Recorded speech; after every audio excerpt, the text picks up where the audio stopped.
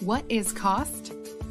When we think about cost, we often think about prices, such as comparing the prices of cars, but the proper way to think about costs is not simply to consider the money we're spending on a certain item, but all of the other possibilities we're giving up in order to obtain that item. Henry Hazlitt was an American journalist who wrote the book Economics in One Lesson.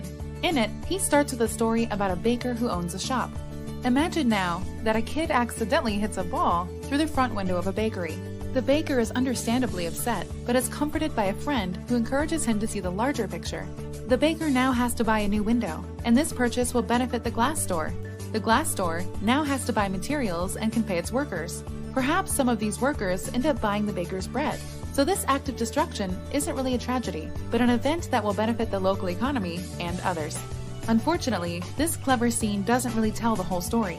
After all, if the baker's store window had not been broken, he would have both his window and his money which he could have spent in other ways than making repairs. Perhaps he would have bought a new sign for his business, or a new suit for himself.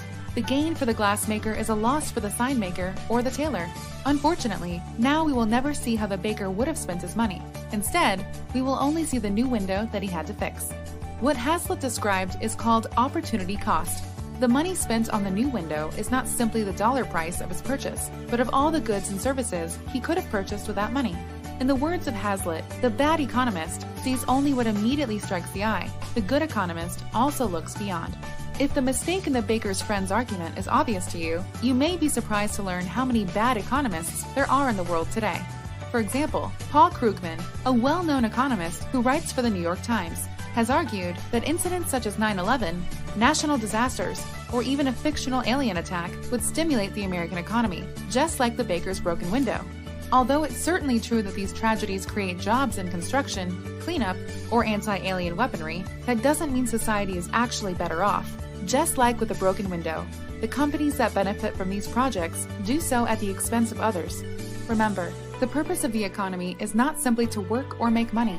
It is to satisfy our needs and wants as individuals. If no one actually wants or needs an anti-alien weapon, then the money, time, and resources spent on them are wasted when they could have been used for producing things that people actually want or need.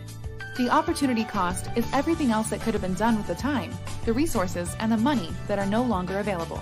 This is why we must look at the larger consequences of our actions, be it with how we spend our money or our time. When we think about this, it means that there will be more resources to make things we actually want, making each of us richer and happier. Unfortunately, the government, like the baker's friend, usually has a really hard time thinking like a good economist. Governments are not producers, or manufacturers, or bakers who offer goods or services in exchange for money. Governments only get their money from taxes and then use that tax money on projects of their own choosing. For example, if a government taxes the community to pay for a new football stadium, it is easy for a politician to point to a big game and say, "This is what your taxes paid for." But what no one can see is all the things the public lost because of the taxes the government placed on them. If not for the taxes, the people would have had that money to spend or save as they choose. As individuals, we may want to buy a new pair of shoes, go on a vacation, start a new business, or save for the future. The possibilities are endless. At the end of the day, we know what we need better than any government official does. This is why it's important for everyone to think like good economists.